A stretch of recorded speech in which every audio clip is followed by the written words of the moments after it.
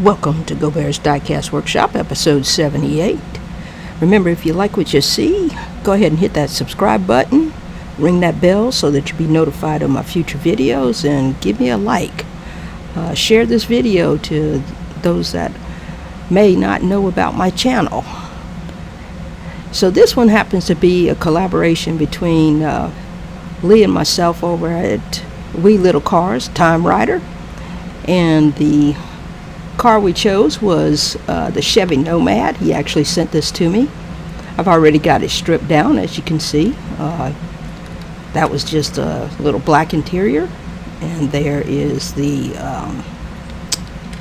base, which is plastic, blue windscreen, and the wheels that came with the casting itself. So we're going to get right to prepping this body. As you can see, it came pretty clean. So I'm going to get my Dremel with my brass wire wheel to remove any little paint particles that may have stuck to it, although I think it was 100% stripped clean. But this is all in preparation for paint. So you make sure that you go over the entire body, making sure you cover every single piece of that metal that is going to be accepting primer and top coat. Take your time. This is a time when you can see if there's any cast marks that may need to be dealt with a file or sandpaper or whatever sanding medium that you have available. Just remember to choose the correct one so that you don't take off too much of the metal. Now that I've got it taken care of with the wire wheel, I'm going to go back with this 320 grit abrasive wheel. I'll pick these up at Amazon. I kind of like them. You can probably do a couple of cars off of them if you don't bear down on them too hard on the surface. But I do like them. It's basically the same thing as using some sandpaper or either Scotch-Brite or whatever you're going to use.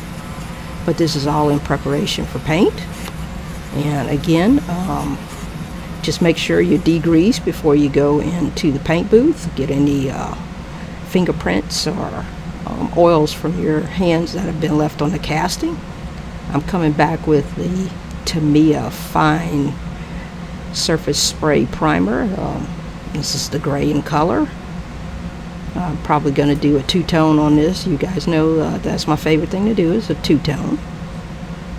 But it looks like it's going on nice. I don't see anything defects in the casting as it's going on. This would be another way to determine if it's ready for top coat.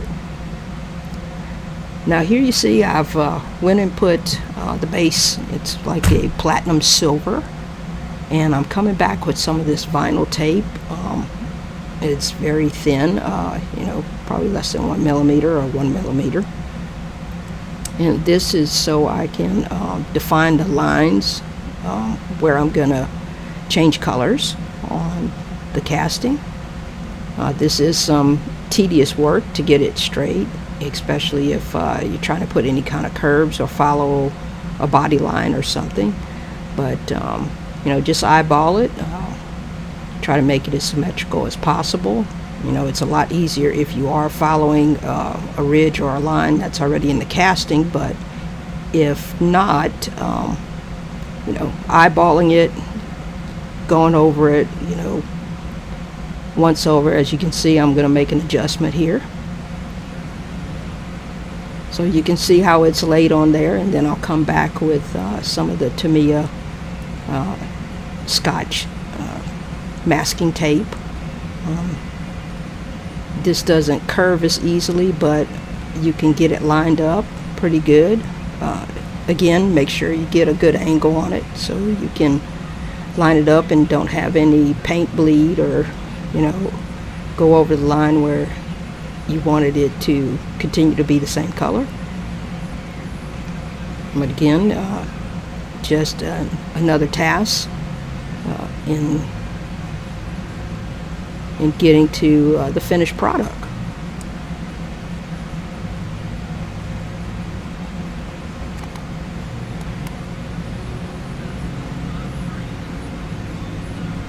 just giving you the gist of this. I won't show you all of the video on that. Gotta cut this down so I can keep you guys interested in what I'm doing. But we're gonna move on into the spray booth. And here you can see I'm coming back with a black.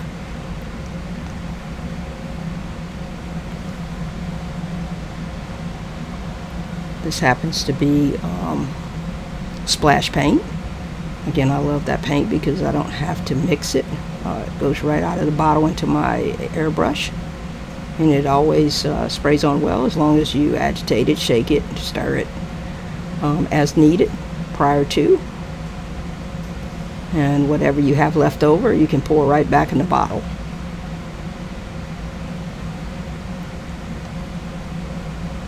And just take your time.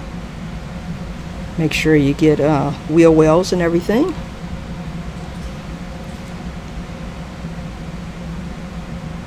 Plan to highlight some of the details on the car once I get it all painted and clear coated.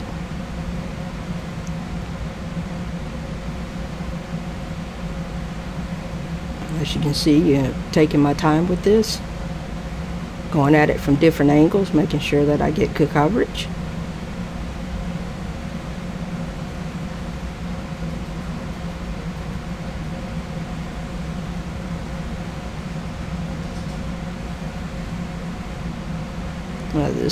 This actual video was supposed to come out a couple of weeks back, but I got COVID, and you can see my voice is still cracking a little bit.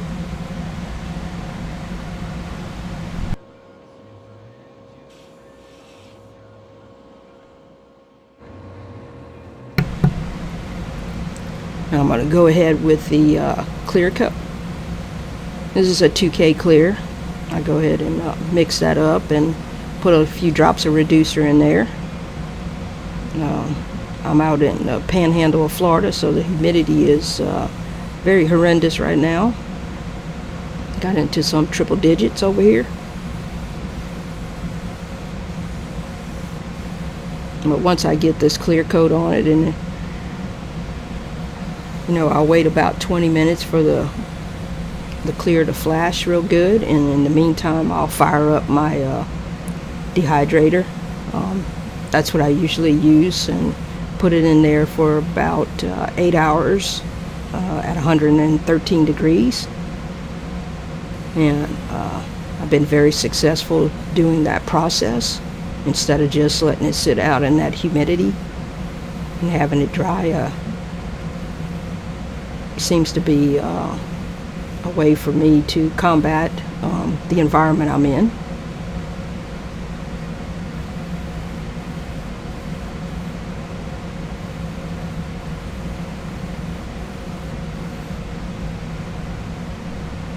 Remember to share and like and subscribe if you haven't subscribed to my channel. I'm still trying to hit that magic number of 1,000 for me. But here you go, the final product. I like the way it came out. I like the color combination. I highlighted the taillights and kind of spruced up the wheels. I thought I had another set of wheels I was going to put on it, but my stock is low. Headlights were done. Put a little bit of panel liner in the grill. Left the interior as was, because of course the black interior goes with it. Again, head over to Lee Timerider's channel and check out his build. I've seen a couple of still shots of it. It is beautiful work as always.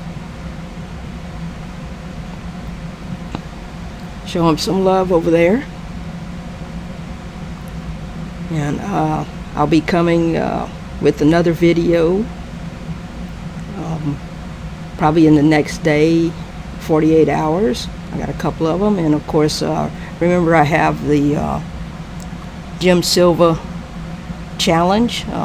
Sent me a box of parts and cars and castings for me to put together a post-apocalyptic type casting. I have 30 days to do it, so look forward to that. And again, thank you, and have a happy 4th.